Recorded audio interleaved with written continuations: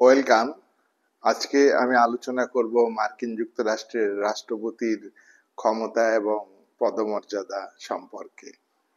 মার্কিন যুক্তরাষ্ট্রে রাষ্ট্রপতি শাসিত সরকারকে গ্রহণ করা হয়েছে এবং মার্কিন যুক্তরাষ্ট্রের রাষ্ট্রপতি একদিকে যেমন রাষ্ট্রের প্রধান, অন্যদিকে তিনি রাষ্ট্রের প্রকৃত শাসক।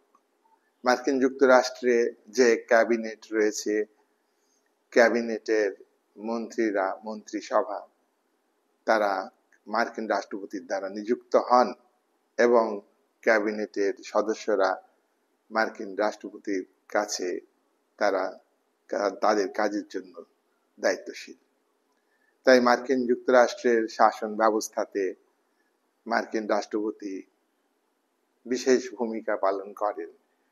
মার্কিন যুক্তরাষ্ট্রের রাষ্ট্রপতির এই ক্ষমতা, মার্কিন যুক্তরাষ্ট্রের রাষ্ট্রপতির এই পদমর্যাদা কতগুলি বিষয়কে কেন্দ্র করে বা মার্কিন রাষ্ট্রপতির ক্ষমতার উৎস কি কি সেগুলো আমরা পয়েন্ট আকারে তুলে ধরবো।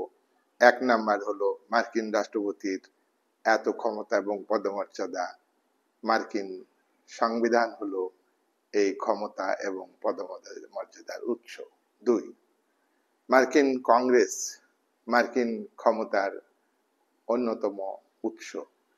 3 নাম্বার, মার্কিন সুপ্রিম কোর্ট বিচার ব্যবস্থা মার্কিন রাষ্ট্রপতির ক্ষমতার উৎস। মার্কিন বিচার ব্যবস্থা আর সর্বোচ্চ আদালত সুপ্রিম কোর্টের রায় মার্কিন রাষ্ট্রপতির ক্ষমতা বৃদ্ধি করে।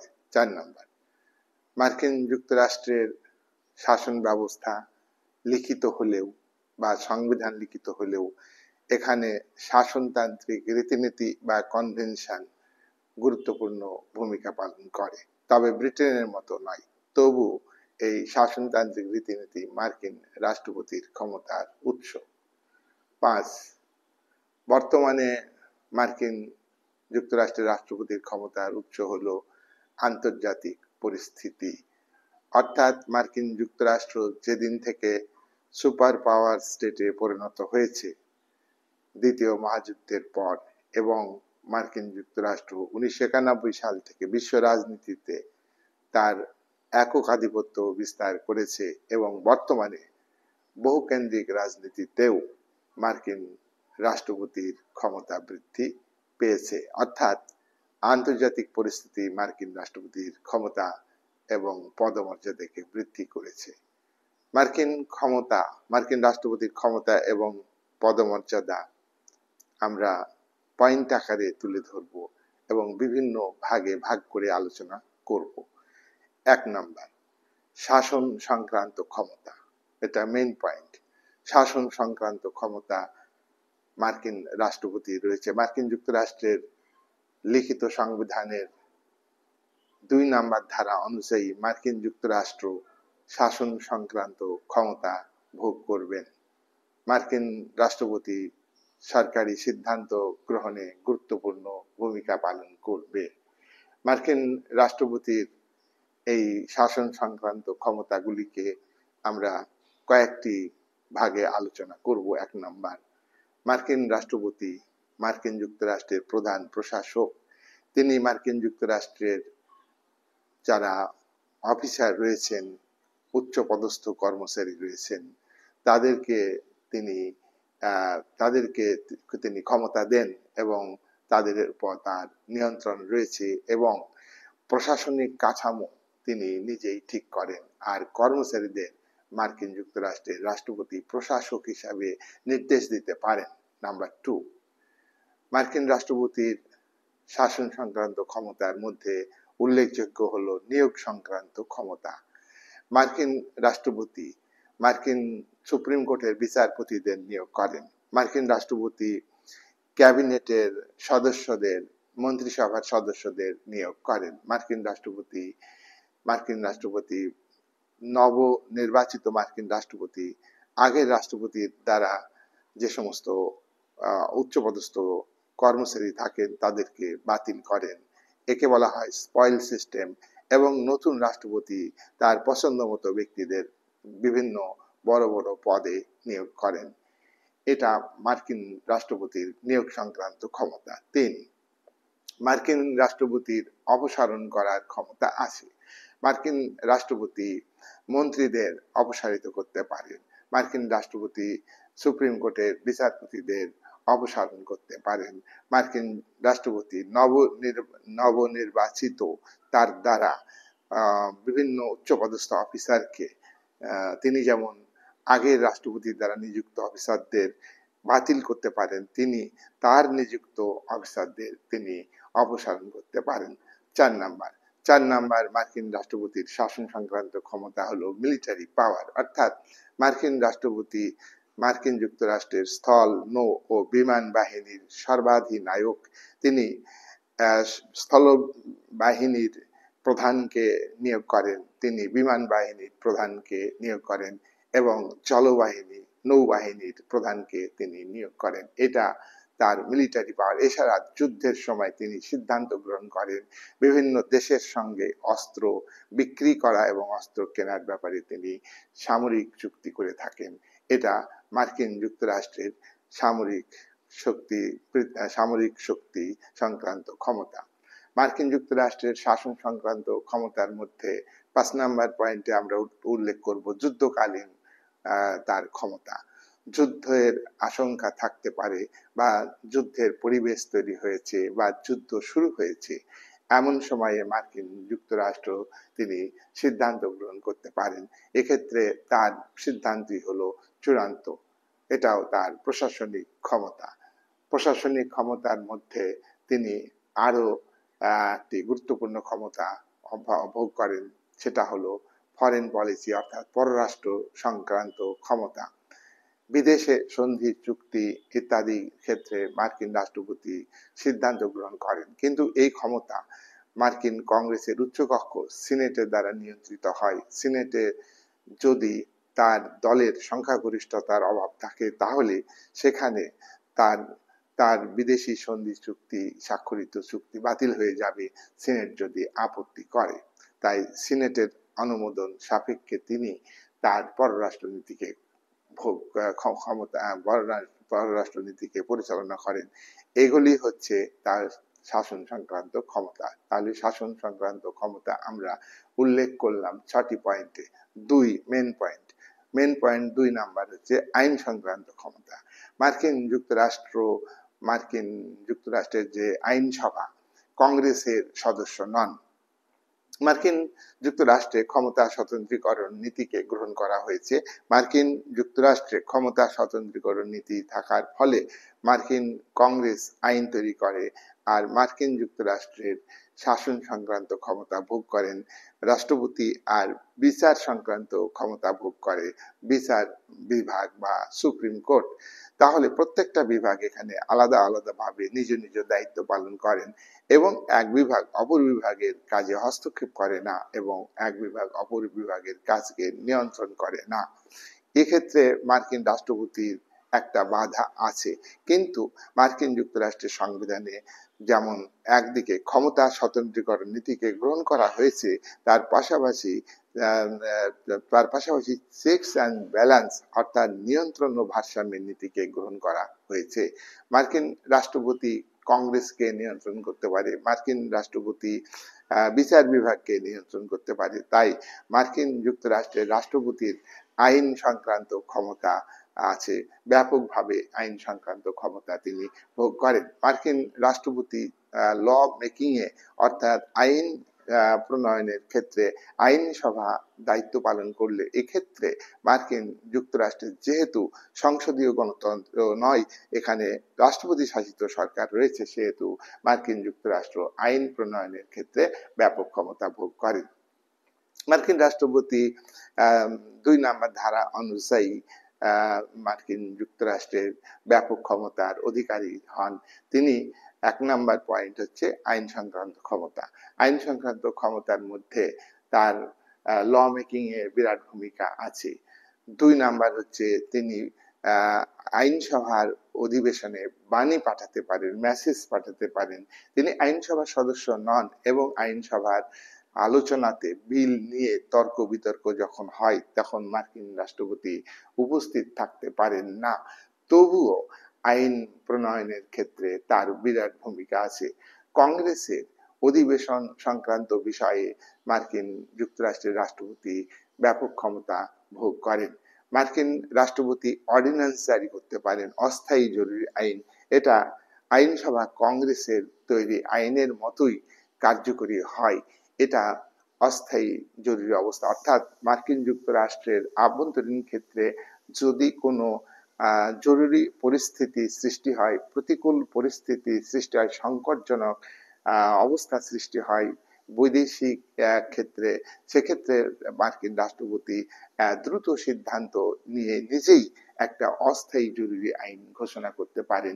এই অস্থায়ী জরুরি আইন হচ্ছে তার এটা আইনের মতোই কার্যকরী হয়। মার্কিন রাষ্ট্রপতির আইন সংক্রান্ত ক্ষমতার মধ্যে পড়ে অন্যতম একটা কমিশন গঠন।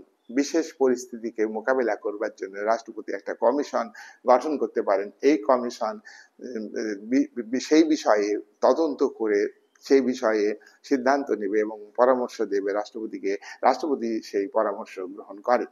মার্কিন যুক্তরাষ্ট্রের আইন সংক্রান্ত ক্ষমতার মধ্যে সব থেকে বেশি গুরুত্বপূর্ণ ক্ষমতা হলো ভিটো ক্ষমতা।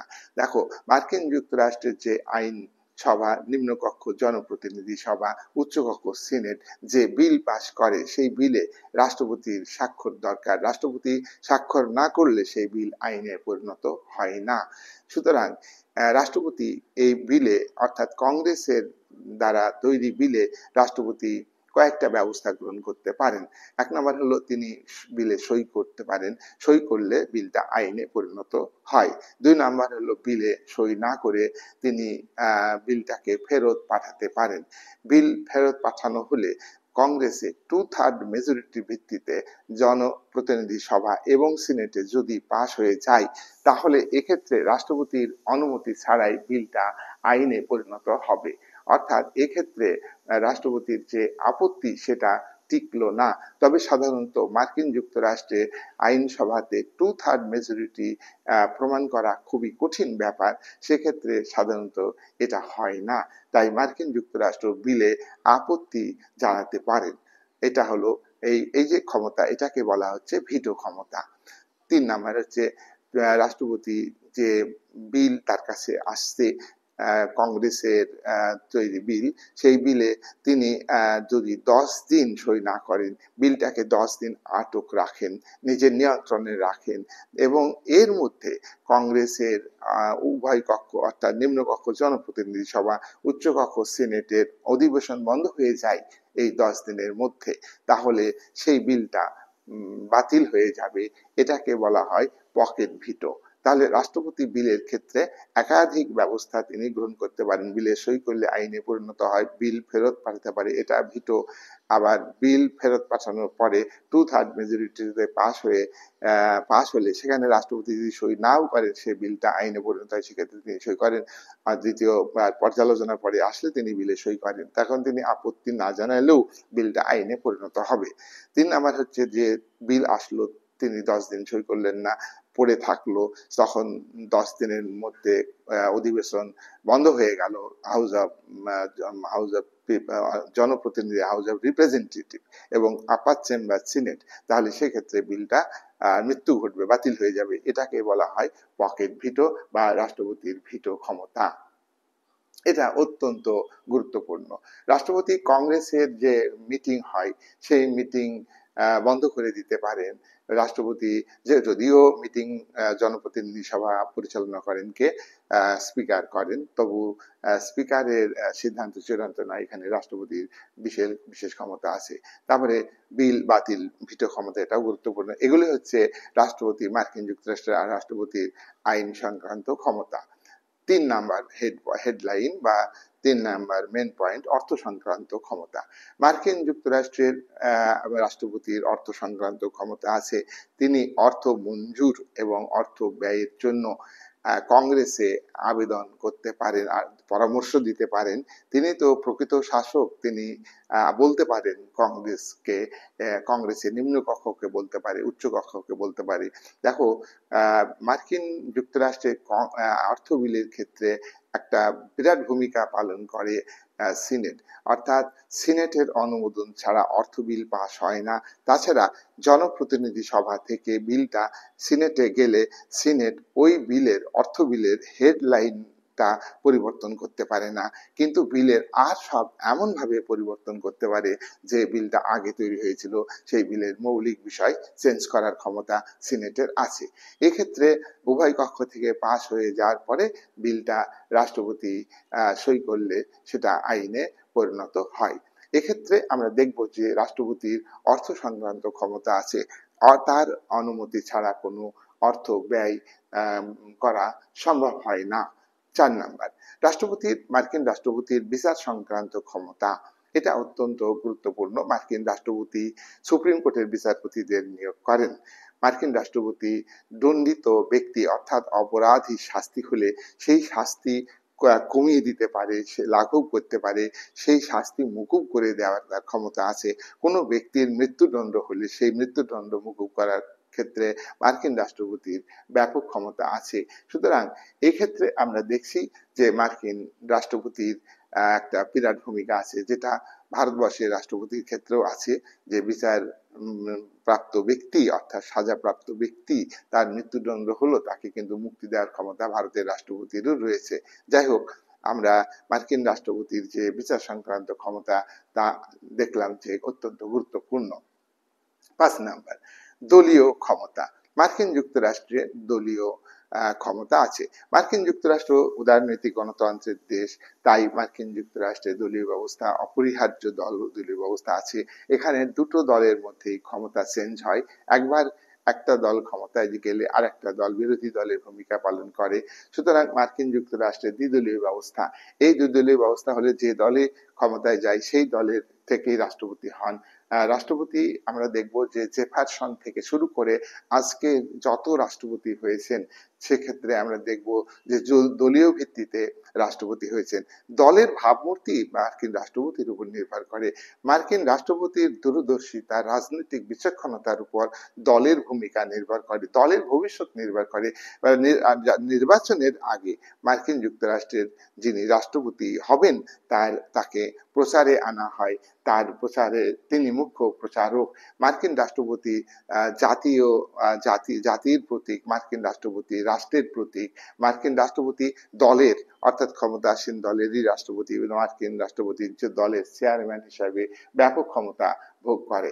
সুতরাং তবে একটা কথা কি, মার্কিন যুক্তরাষ্ট্রের দল ব্যবস্থাতে যে দলের ভূমিকা আছে, সেই দলের উপর তার সঙ্গে দলের সম্পর্ক কেমন, অর্থাৎ রাষ্ট্রপতির সঙ্গে দলের সম্পর্ক, এটার উপরে মার্কিন যুক্তরাষ্ট্রের ক্ষমতা পদমর্যাদা অনেকটাই নির্ভর করে। 6 নাম্বার, রাষ্ট্রপ্রধান হিসাবে মার্কিন রাষ্ট্রপতির ভূমিকা। মার্কিন যুক্তরাষ্ট্র রাষ্ট্রপ্রধান, ভারতবর্ষে যেমন সংসদীয় গণতন্ত্র আছে, এখানে রাষ্ট্রপ্রধান বা রাষ্ট্রের সর্বোচ্চ ব্যক্তি রাষ্ট্রপতি, তার নামে প্রকৃত শাসক প্রধানমন্ত্রী, যিনি মন্ত্রিসভা গঠন করেন, ক্যাবিনেট গঠন করেন, যিনি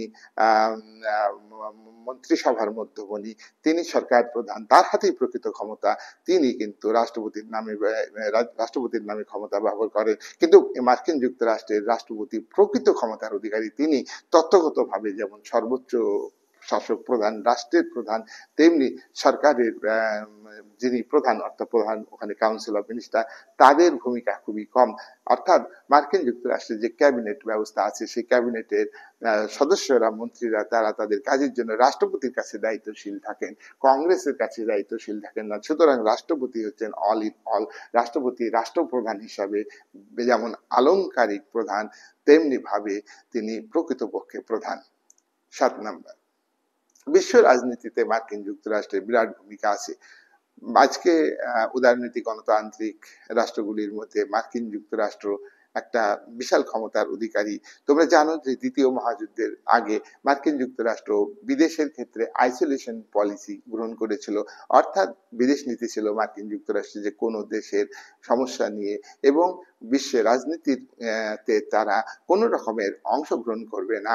তারা তারা তাদের যে সরকার অর্থাৎ মার্কিন রাষ্ট্রপতি মার্কিন জনগণের জন্য এই নীতিটা গ্রহণ করা হয়েছিল।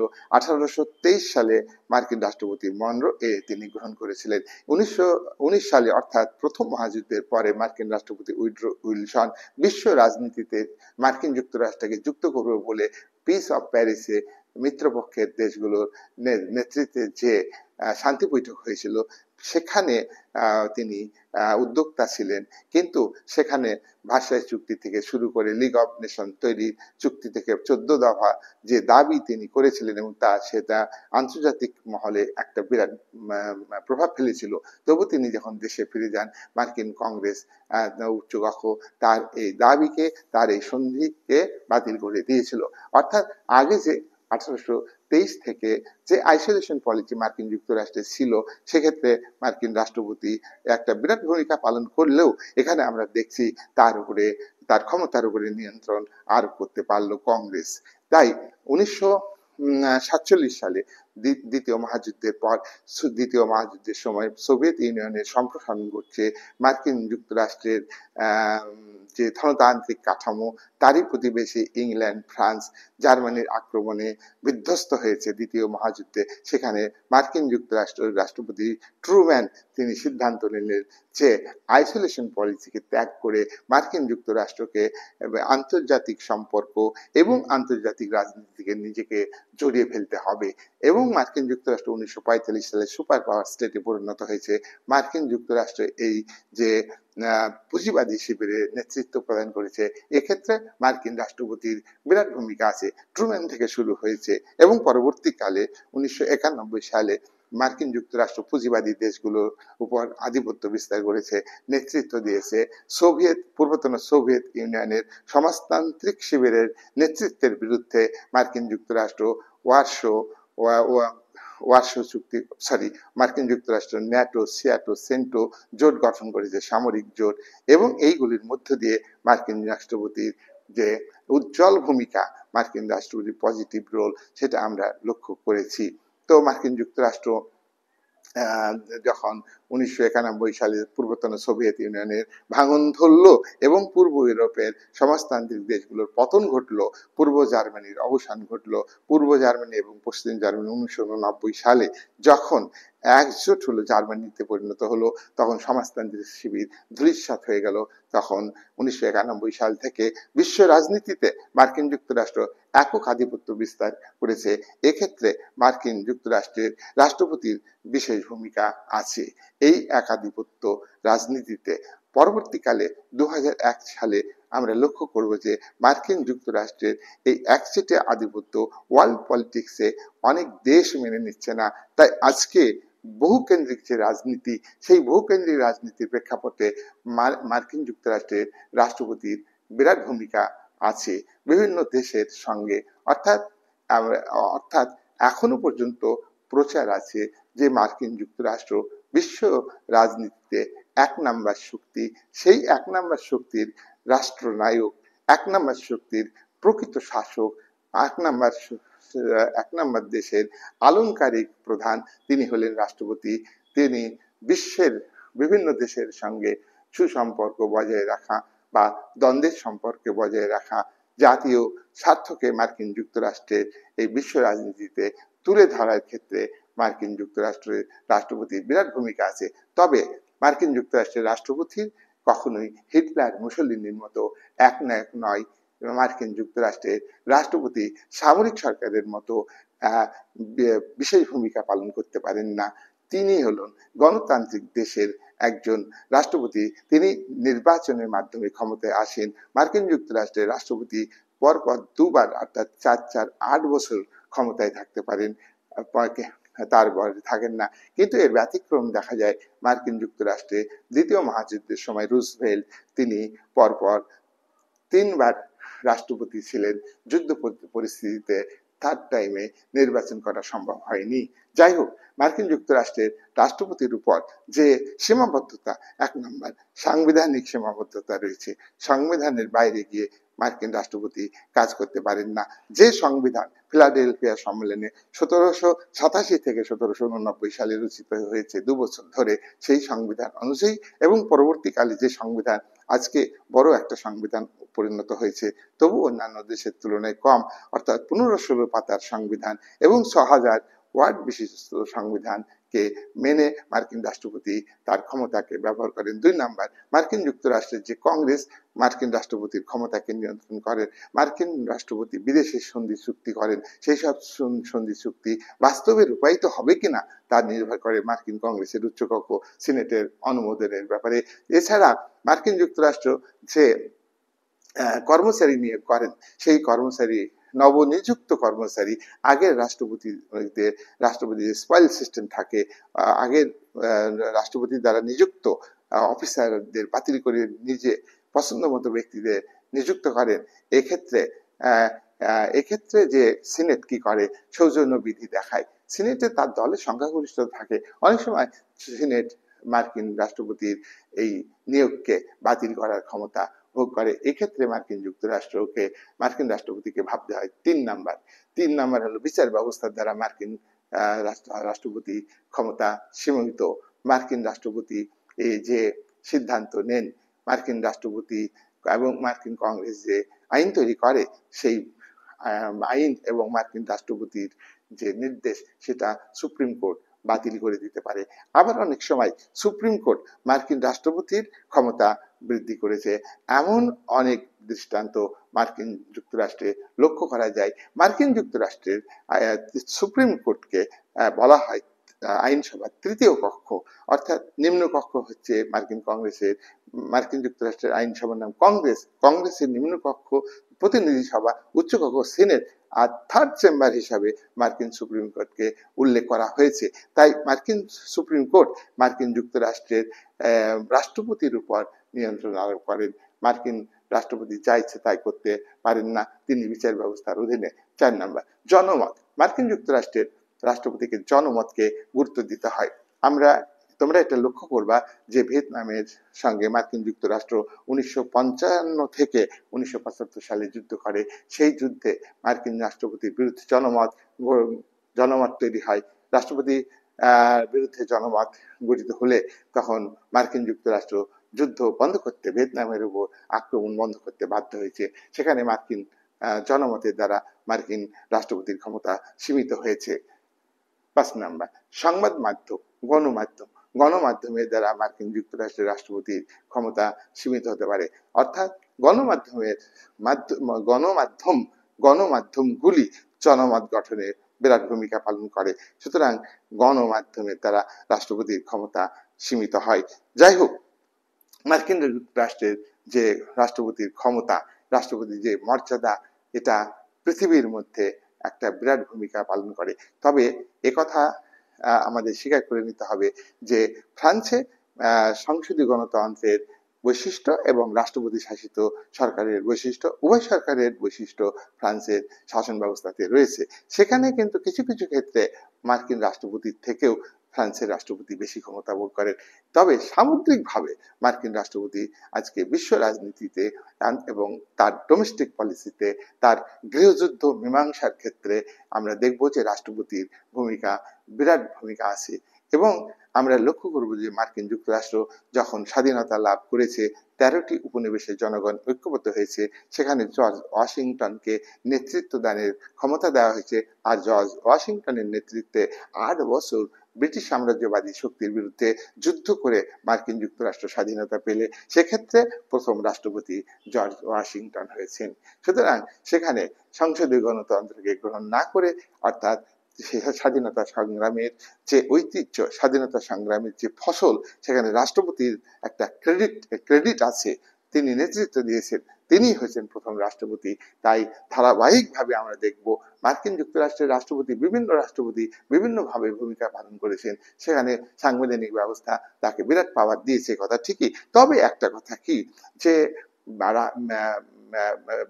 শুধু এইসব ব্যবস্থা নয়, প্রত্যেকটা রাষ্ট্রপতির তার ক্ষমতা পদমর্যাদা নির্ভর করে তার ব্যক্তিগত যোগ্যতা, তার ব্যক্তিগত বিচক্ষণতা, ব্যক্তিগত গুণ এবং ব্যক্তিগত দ্রুত সিদ্ধান্ত গ্রহণের ক্ষমতা ইত্যাদি অনেকাংশে রাষ্ট্রপতির ক্ষমতা এবং পদমর্যাদাকে নির্ধারণ করে দেয়। এই বলে আজকের আলোচনা আমি এখানেই শেষ করলাম।